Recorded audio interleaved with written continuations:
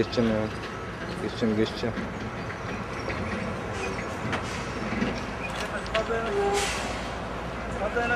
Tamam. Muavinlerle birlikte ucuz almış.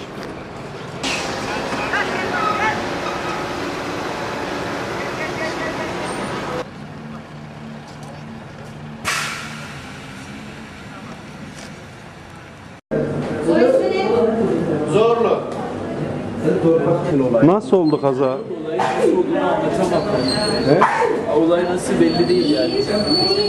Ne? Gidiyorduk bir anda başım. Hissetmedin mi? Görmedim, sadece şeyi gördüm. Kazayı gördüm. Kaza oldu. Başımı şöyle koydum geçtim. Kazadan sonra kendine geldi. Aynen kaza. Nereden geliyordu otobüs? Bodrum'dan geliyorum.